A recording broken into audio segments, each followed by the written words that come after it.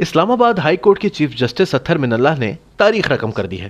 انہوں نے capital development authority کو پاک بحریہ کا راول ڈیم کے کنارے بنا ہوا کشتی رانی کا کلب گرانے کا حکم دیا ہے۔ نیز اسلام آباد کا منال ریستوران اور مارگلا گرینز گولف کلب کو ضبط کرنے کی ہدایت کی، کیونکہ یہ مارگلا ہلز نیشنل پارک کی زمین پر غیر قانونی طور پر تعمیر کیے گئے ہیں۔ اس طرح جج صاحب نے فوج کے 8000 ایکڑ ایسی زمین پر دعوے کو غیر قانونی قرار دے دیا۔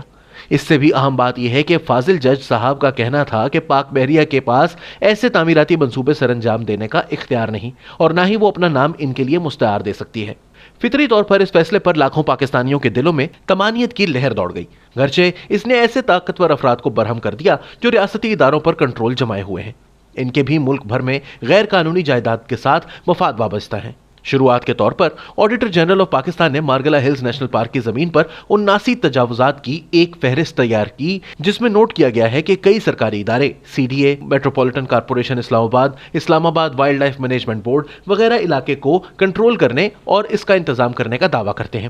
اس نے فیصلے کرنے اور اجازت دینے کے حق کو مشکل بنا رکھا ہے۔ جسٹس اطہر من اللہ کے فیصلے نے ان سوالات کو بھی جنم دیا ہے کہ اس سے پہلے عدالتیں امیر اور طاقتور دھڑوں سے متعلق ایسے معاملات کو کیسے نمٹاتی رہی ہیں، جبکہ غریب اور کمزور افراد کا عدالت میں حشر کسی سے ڈھکا چھپا نہیں۔ حال ہی میں 2 مقدمات نے عوامی غم و غصے کو ہوا دی۔ ان میں عدالتیں طاقتور سٹیک ہولڈرز کو خوش کرنے کے لیے پیچھے ہٹ گئیں۔ پہلا بنی گالا میں عمران خان کی اربوں روپے کی وسیع و عریض جائیداد کا ہے، جو کئی سال قبل غیر قانونی طور پر تعمیر کی گئی تھی۔ جسٹس ثاقب نثار کے حکم پر سی ڈی اے نے اسے ڈھٹائی سے ریگولرائز کیا تھا۔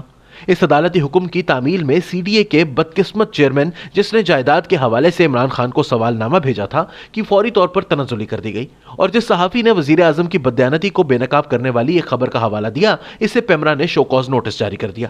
دوسرا کانسٹیٹیوشن ایونیو اسلام آباد میں ایک بلند و بالا لگژری اپارٹمنٹ کی تعمیر ہے، جس کے مالکان کا شمار اہم اور طاقتور افراد میں ہوتا ہے، جیسے کہ عمران خان وغیرہ۔ Chief justice of Pakistan Gulzar Ahmed کی جانب سے حال ہی میں کراچی میں غیر قانونی تعمیرات اور تجاوزات کی مسماری کے لیے احکامات جاری کیے گئے ہیں۔ اس کے برعکس ثاقب نثار کی عدالت نے اس عمارت کو دوبارہ ریگولرائز کر دیا تھا۔ یہ مہان خرابی کی ایک سرسری سی جھلک ہے، جیسے برفانی تودے کا باہری کنارہ۔ سرکاری وسائل کی لوٹ مار کا آغاز 1947 میں تقسیم کے وقت ہی ہو گیا تھا، جب ہندوؤں اور سکھوں کی اربوں مالیت کی شہری اور دیہی جائیدادوں پر ریاست کے نئے آقاؤں نے قبضہ کر لیا۔ میرٹ کی دھجیاں بکھیرتے ہوئے اپنے اتحادیوں اور اثاثوں کو نوازا گیا۔ وقت گزرنے کے ساتھ ساتھ ریاست کی پارلیمان نے پاکستانیوں کی زمینوں اور جائیدادوں کے آسان اور سستے حصول کے لیے قوانین بنانا شروع کر دیے۔ اس کا بظاہر مقصد یہ تھا کہ ان زمینوں پر عوامی پارک، تعلیمی ادارے یا سیکیورٹی اور دفاعی تنصیبات قائم کی جائیں گی۔ اس کے بعد یہ اراضی من پسند اداروں اور افراد کو کوڑیوں کے بھاؤ لیز پر دی گئی۔ ان افراد نے خاموشی سے ان کو نجی شعبے، ہاؤسنگ سوسائٹیز، کلبز، شادی ہالز، گولف کورسز وغیرہ کے انتہائی منافع بخش تجارتی منصوبوں میں تبدیل کر لیا، اور اسی طرح پاکستان میں فوجی معیشت انتہائی معروف کاروباری ادارہ بن کر سامنے آئی۔ اس کے پاس airlines, shipping, hotel, bank, insurance, خوراک، کھاد، سیمنٹ، ہاؤسنگ وغیرہ کا کاروبار ہے۔ یہی وجہ ہے کہ جسٹس من اللہ کا حالیہ فیصلہ تاریخی اہمیت کا حامل ہے۔ اس سے قبل انہوں نے سول بیوروکریسی کو، خود کو اور ججوں کو قیمتی رہائشی اور کمرشل پلاٹس کو معمولی قیمتوں پر الاٹ کرنے کے عمل کو روک دیا تھا، تاکہ زمینوں پر قبضے کے دعووں اور قانون کو من مرضی سے موڑنے کے عمل کو روکا جا سکے۔ کون سی دوسری عدالت یا جج ان کی قابل تعریف مثال کی تقلید کرتے ہوئے پاکستانی تاریخ کے اس سنگ میل کو عبور کرے گا؟ سپریم کورٹ کو اب مفاد عامہ کے ایک اور چیلنج کا سامنا ہے۔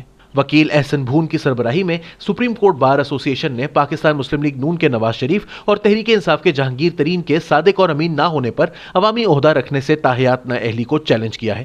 یہ درخواست سابق چیف جسٹس گلگت بلتستان رانا شمیم کی جانب سے سابق چیف جسٹس ثاقب نثار کی جانب سے اعلیٰ سطح کے عدالتی ناانصافی، بد انتظامی اور سیاسی تعصب کے انکشافات کے بعد دی گئی ہے۔ ان ناروا سرگرمیوں کا مقصد نواز شریف کو سیاست سے باہر کرنا تھا۔